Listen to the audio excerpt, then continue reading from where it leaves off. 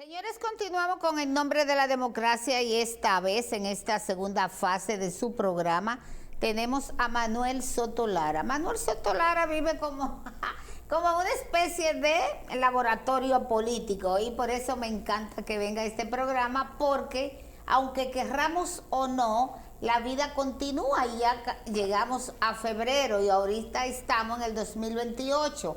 Pasó el proceso electoral allá por mayo, estamos en febrero del 2025 y yo no he visto una manifestación real de lo que son los partidos emergentes a los cuales Manuel Soto Lara pertenece. Hay varios problemas, hay varios planteamientos, como son la ley de partido político, como es la nueva modificación a esa ley electoral, como es una presencia de una nueva figura que todos dicen que no es nueva, que es viejísima, del candidato independiente. Y tenemos a la Junta, que yo la veo, que el presidente de la Junta me envía aquí todos los días una resolución nueva, o sea que la Junta va como caña para el ingenio con ese proceso del 2028, y pasadas las elecciones no he visto la manifestación real de lo que es el corazón de los partidos de oposición. Esa es la razón de Manuel Soto Lara estar en este programa. Gracias, Lilia, muy honrado como siempre de que ustedes me den la oportunidad de interactuar con su público. Y como tú dices, el sistema de partido se mantiene, bueno, estamos en una etapa que yo diría que no es de activismo político. La misma Junta Central Electoral ha regañado a los partidos políticos, le mandó un comunicado. Míralo aquí donde está. Exacto, donde le está diciendo, recuerden que no estamos en proselitismo, que no estamos en época de precampaña, pero los partidos políticos no deberían ocupar su tiempo, distraerse en cuestiones de esa naturaleza, porque eso es prematuro. Y además hay otros temas que deben ocupar la atención, el esfuerzo de los partidos políticos. ¿Cómo cuáles? Bueno, tú citaste algunos, Lilian, el caso, por ejemplo, de las candidaturas independientes. Que todo el mundo dice que eso se va a convertir en un caos, pero el problema es que se debería de iniciar con tiempo, lo que es una buena conversación, para que luego todo no se mezcle al final de la noche. Eso lo va a determinar el tipo de reglamentación que se haga, ya se haga desde el punto de vista normativo por el Congreso, o se haga desde el punto de vista reglamentario por parte de la misma Junta Central Electoral. Vamos a ver cómo van a concurrir las candidaturas independientes. Pero la propia Junta, Manuel, está pidiendo para ello que el Congreso elabore una ley que regule el tema de las candidaturas independientes. Sí, claro. Por eso te decía, habrá que esperar a ver qué tipo de de qué forma se va a reglamentar eso. Porque si las candidaturas independientes, por ejemplo, y que Dios nos libre, se llevan a cabo mediante la modalidad de lista abierta, eso es un pandemonio. Un caos. Porque entonces el elector, quien discrecionalmente agregará al candidato de su preferencia sin que previamente pase por el filtro del sistema de administración electoral. Si por el contrario se hace con un listado cerrado, es decir, sí, pueden ir independientes, pero tienen que venir a inscribirse en el plazo que establece la ley, tienen que cumplir con estos requisitos para inscribirse, pueden ir como independientes, pero bajo esta reglamentación. O sea, el listado cerrado le da la oportunidad a la Junta de tener el control de cuántos son los candidatos. Mientras que el listado abierto no, porque en el listado abierto es el elector el que escribe en una línea el nombre del candidato. En Puerto Rico, por ejemplo, con esa modalidad, no inscribieron un candidato a diputado y él llevó su candidatura independiente en un listado abierto. ¿Qué ocurrió? Que los electores lo eligieron.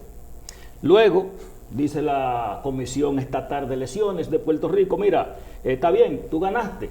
Ahora, para juramentarte, tráeme la prueba antidopaje, tráeme esto, tráeme aquello, que son requisitos. Él dice, no, yo no tengo que llevar eso, yo estoy electo. ¿Por qué se dio eso en Puerto Rico? Porque el listado es abierto. Si el listado es cerrado, ese candidato, para pasar el filtro de la inscripción, debió haber cumplido con ciertas formalidades que le habría ahorrado la crisis que tiene Puerto Rico ahora con ese Sotolara, candidato electo. Sotolara, y el asunto de los fondos, o sea, unos requisitos, pero ¿cómo ustedes van a prever que un independiente no tenga más dinero que tú para hacer una campaña? Bueno, lo primero es que en el actual estado del derecho electoral en nuestro país no hay financiación de candidatura. Lo que se financia es partido, agrupaciones y movimientos políticos. O sea, para financiar los candidatos independientes, entonces precisamos de un nuevo orden legal electoral en la República Dominicana. Recuerda que la ley no consagra y la Junta no le entrega fondo a candidatos. Es a las organizaciones políticas reconocidas. Ese es el diseño legal que tenemos hoy en la República Dominicana. Por lo que al día de hoy las candidaturas independientes están al margen de la financiación pública, porque la norma que regula ese rubro solo contempla partidos, agrupaciones y movimientos políticos. Pero eso podría dar lugar que a inclusive no es electoral. Recuerden que los partidos reciben fondos, o para ser más específico, las organizaciones políticas reciben fondos, inclusive los años no electorales, que es el 0.25% del presupuesto, y los años electorales el doble, el 0.50%, pero no a los candidatos. Aquí no se financia candidatos. Espérate, que le quiero leer esto. Román Jaque en su cuenta X o Twitter dice: coordinar con los partidos políticos y otros sectores la expedición de la nueva cédula de identidad es un paso positivo que afianza la transparencia y mejora la salud del sistema democrático. Antes que exponerse a cuestionamientos, la Junta los evita con decisiones como las relativas al nuevo documento. Y yo te pregunto a ti, mi cédula está nueva, ¿para qué queremos una nueva cédula? Lo que pasa es que cuando se emitió la cédula, se emitió por 10 años. Ajá. Esos 10 años pasaron antes de las elecciones. Para que pudiéramos concurrir a las elecciones con ese documento de identidad y electoral que tuvimos, la Junta debió emitir, y en efecto emitió una resolución prolongando el plazo de expiración hasta que se pidiera la nueva cédula. Es decir, ya es un asunto de orden legal que obliga a la Junta a cambiar la cédula. Eso no sé por qué se establece esa camisa de fuerza, porque lo que debe determinar el cambio de la cédula es algo que tenga una explicación objetiva favorable. Que me digan, por ejemplo, mira, la tecnología que tenemos en la cédula no es segura, tenemos que cambiarla. ¿Tú me entiendes? Esos son los factores que deben determinar esa inversión pública en una cédula. Sí. Pero sin embargo aquí tenemos cronometrado cuándo se cambia la cédula, aunque el cambio no signifique ningún tipo de trascendencia, de asunto importante, de cautela, de beneficio, de seguridad, de nada. Bueno, pero que eso es la cuestión de orden normativa, es un asunto del Congreso, es el Congreso que hace esas normas, y luego es la ley y hay que cumplirla. Y para ese cambio de cédula, ¿cuál es la cantidad de recursos que debe invertir el Estado Dominicano? Mira, la Junta Central Electoral debe, en principio, hacer una licitación pública. Ellos van a establecer ahí cuáles son los parámetros técnicos y de seguridad de la cédula. Tú tenías que agregarle a esa pregunta si dentro de esas decisiones está el otorgamiento de cédula a todos los nuevos haitianos que tenemos aquí adentro. Esa tiene veneno, esa pregunta. No tiene veneno. No tiene veneno. Es que yo no tengo mi cerebro empeñado. No, pero aquí no se le puede dar cédula a los haitianos que estén irregulares en el país. No porque son haitianos, a ningún extranjero debe dársele, y en ningún país se lo da si no cumplen con cierta formalidad. A menos que sea nacionalizado, que se le haya otorgado la nacionalidad. Es que en ese caso no son legales. Lo primero que hace un empresario es buscarle una cédula. Aquí no se consigue cédula así. Aquí no se consigue cédula así ya. Aquí los haitianos... Ya no se botan los sacos de cédula, ya esa práctica terminó. Con la muerte de Balaguer. La enterramos esa práctica. Aquí hay otros retos ahora. Aquí hay otros retos. En sentido general, el otro día escuché a Leonel cuando la Junta fue a presentarle el modelo, el proyecto, ¿no?, de la nueva cédula, que solicitaba como que había que hacer una revisión completa del padrón electoral. ¿Qué le parece a Manuel Sotolara en una posición como esa? Pero una cosa es la cédula per se y otra es a quiénes se le va a expedir cédula, que ahí hablamos ya del padrón, son los que están en el padrón.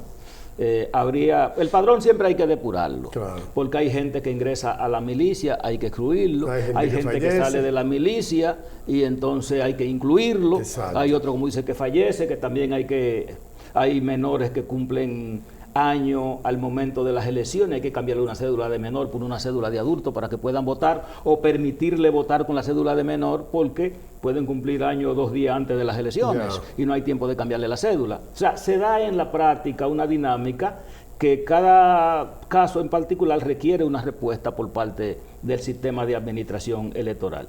Lo importante es que tengamos un padrón electoral depurado y organizado, que cuando tú vayas a tu colegio a emitir tu voto, tú aparezcas en el padrón de ese colegio. O sea, que no haya un dislocamiento premeditado, que en los casos en que la cantidad de electores por colegio supere los 600, que es el máximo, y haya que crear otro colegio, la división se haga en un tiempo oportuno, que el elector sepa que ya él cayó en el siguiente colegio que se habilitó, producto de la división de ese que se dio el número de los 600, por ejemplo, sí, cosa que es muy recurrente que ocurra. Pero cuando se hace con tiempo, se le da la publicidad a eso, se le entrega eso a los partidos con tiempo, entonces se contacta a los electores y ellos ya no andarán perdidos y podrán ejercer el sufragio. Son los retos ordinarios que siempre tenemos en los procesos electorales. Ahora, la cuestión es la cédula que nos vamos a dar. Se nos está hablando de una cédula con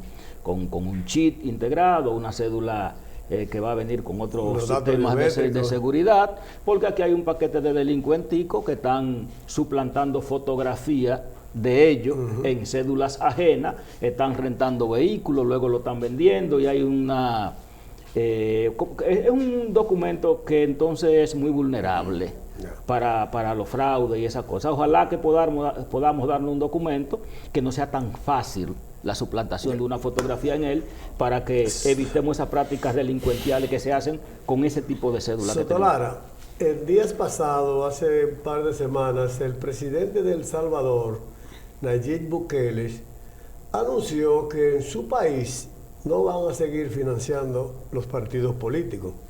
¿Comparte tú una visión como esa? ¿Cree que aquí debemos seguir financiando los partidos políticos o por el contrario, que los partidos busquen su dinero para financiarse ellos mismos? Mira, es un asunto que es agridulce y a partir del enfoque que tú le des vas a encontrar cosas positivas y cosas negativas. Recuerda que siempre la tentación de suprimir la financiación de partidos políticos lo quieren hacer los partidos desde el gobierno. A nadie se le ocurre eso desde la oposición. Y si tú ves los precedentes y los escarceos que se han dado, tú nunca has visto, ni siquiera de manera excepcional, un partido de oposición planteando que se suprime la financiación pública. Lo que pasa es que los partidos desde el gobierno están en una posición de privilegio, en una posición dominante, donde ellos concurrirían a las elecciones en evidentes condiciones de ventaja si se suprime el financiamiento, porque ellos tienen todo ese anclaje y todas las palancas de privilegio que le otorga el poder. Ellos cuentan con eso. Por lo menos los funcionarios públicos, que son los mismos dirigentes y candidatos que andan en los vehículos públicos, que usan el combustible público, que están en una nómina, que manejan una logística, que pautan en un medio de prensa una publicidad a nombre de una institución y pasan la del partido con los fondos públicos. O sea, todo ese tipo de cosas coloca a los oficialistas en una condición de privilegio que si se suprime la financiación pública ellos van muy cómodos, porque dejan a los otros sin recursos, mientras ellos pueden prevalerse de los recursos públicos. Pero de verdad que la gente tiene la percepción de que el dinero que se invierte en la financiación de los partidos es un dinero mal gastado del Estado Dominicano. Lo que pasa es que porque no es la República Dominicana la que ha inventado la financiación pública de los partidos políticos. Mira, eso surge en Inglaterra. Y lo primero que se plantearon los ingleses fue buscar un mecanismo para evitar que los partidos se conviertan en parasitarios, que medren a la sombra del presupuesto público. ¿Y qué hicieron? Dijeron, ok, ¿a quién le entregamos y bajo qué condiciones le entregamos fondos a los partidos políticos? ¿Cuánto representa? ¿Cuánto te doy? Algunos le dan en función de los escaños que sacan, otros en función de los votos que obtienen, que es el caso de nosotros, pero con una legislación que el 80% de los votos se lo llevan 3, y entonces, que son los que sacan más del 5%, que tienen secuestrado el 80% de antemano ya, y el 20% entonces se los reparten al resto de los partidos en unas condiciones de inequidad relativa, porque efectivamente esos 3 partidos son los que más sacan, pero nosotros tenemos casos aquí, por ejemplo, de partidos como el PRD, Partido Reformista, que con 20 votos se han metido en la bolsa del 80%, en parte es igual con partidos que sacan el 50, casi el 60% de los votos. Todo eso es un asunto de iniquidad.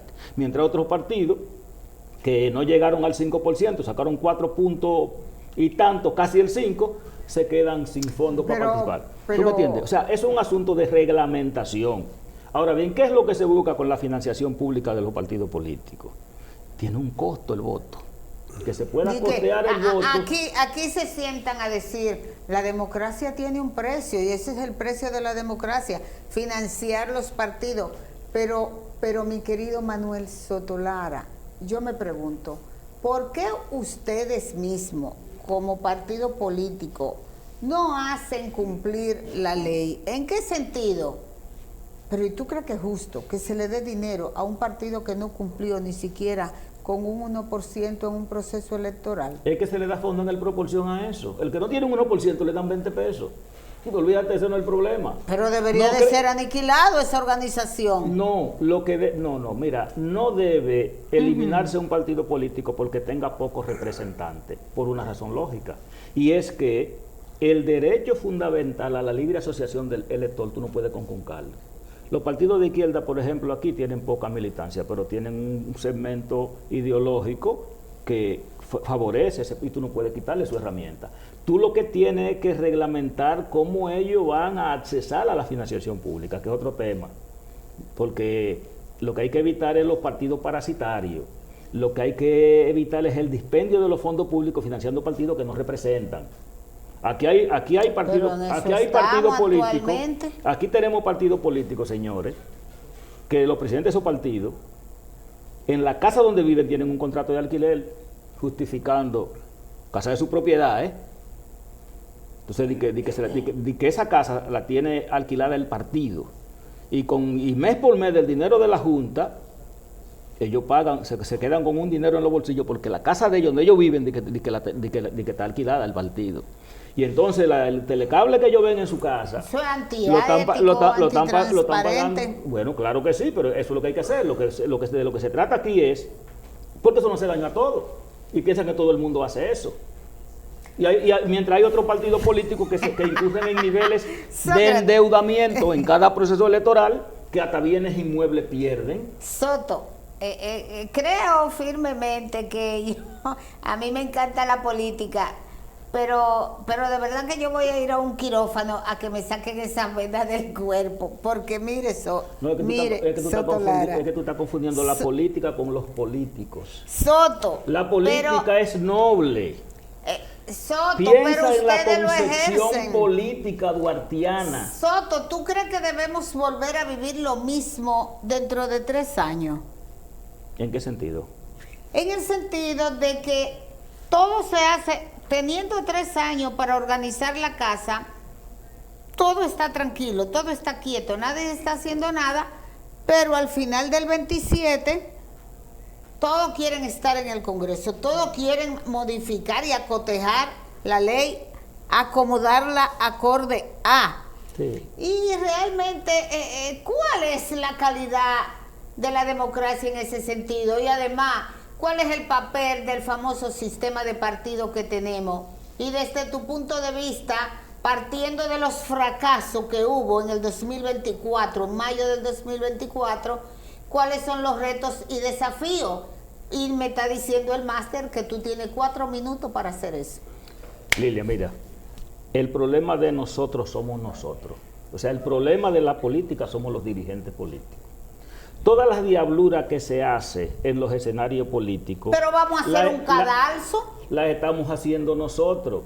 Por ejemplo, aquí no se quiere instituir el sistema electrónico de votación.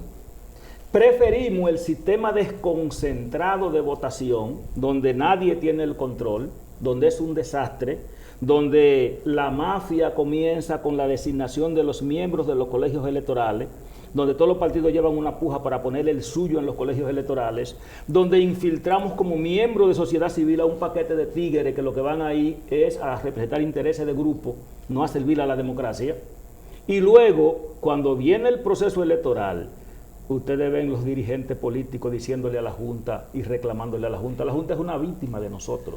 Las diabluras las hacemos nosotros en los colegios. ¿Cuál es la principal tarea? Que tengamos un sistema concentrado del voto donde la posibilidad de una maniobra la tenga la Junta.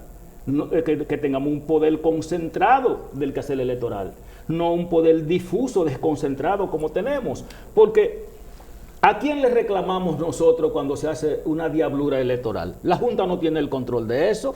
¿Por qué? Un paquete de carajo contando voto a mano. Ahora con ese voto que tenemos ahora, que hay que contar que es el voto, que no tenemos el sistema de lista, tenemos el sistema desbloqueado, donde a cada cual tú le tienes que contar su voto. Ahora con este asunto de las candidaturas independientes va a ser un infierno. Habrá que usar un salón más grande que este para cada colegio electoral para contarle los votos por separado a todos los candidatos, cuestión que se le puede ir de las manos inclusive a la autoridad del sistema de administración electoral. Entonces, tenemos que jugárnosla con que la Junta sea que tenga el control mediante un sistema informático, que tengamos, porque yo creo que podemos tener mejor control si nada más tenemos que controlar a la autoridad electoral mediante un sistema cerrado, concentrado, un sistema computarizado, a que nosotros tengamos el asunto abierto, porque así como tú controlas 20.000 colegios electorales que hay casi en la República Dominicana, ¿cómo tú lo controlas? El tiempo avanza. Te queda un minuto. Y llega el 28. No tenemos todavía una cédula y tenemos ese problema de las candidaturas independientes. ¿Qué tú le puedes decir al Congreso Nacional para que ayude a la Junta a solucionar esos problemas? La cédula no sería problema. Nosotros podemos votar con la cédula que tenemos. Si quieren que nos ahorremos ese dinero y que no hagamos cédula nueva. Eso es una comparonería. Bien. A menos que me justifiquen a mí que la cédula tiene algún tipo de aporte que justifique la inversión. Ya. Y eso es así. Ahora, sí se precisa de que el Congreso, en lo que tiene que ver con la candidatura independiente, haga la reglamentación. Si no la hace, bueno, pues que la haga la Junta Central Electoral, que tiene una facultad reglamentaria que dimana de la misma Constitución de la República. Que en el caso de un vacío legal, ellos lo pueden llenar de manera reglamentaria. Y con eso, garantizar que vayamos a unas elecciones con reglas claras y preestablecidas. Bueno, yo creo más, yo creo más en la reglamentación de la Junta que en la del Congreso. Ya, claro, se supone. Porque la Junta al menos es un órgano que se presume independiente y que es tecnificado en materia electoral. En el Congreso no tienen necesariamente que saber asuntos electorales y hay demasiado tigre. Bueno, señores, amigos televidentes de su programa En Nombre de la Democracia, Lilian, Mateo y Eugenio Ferrán han estado con ustedes hoy. Esperamos que el contenido que le hemos presentado, la primera entrevista con Harold Echavarría y ahora con nuestro amigo el abogado Manuel Soto Lara, una interesante entrevista sobre temas políticos y de la Junta Central Electoral. Solo nos resta pedirle que esté con nosotros el próximo jueves a las 2 de la tarde en una nueva edición de su programa En Nombre de la Democracia. Hasta entonces. A Manuel lo voy a ahorcar.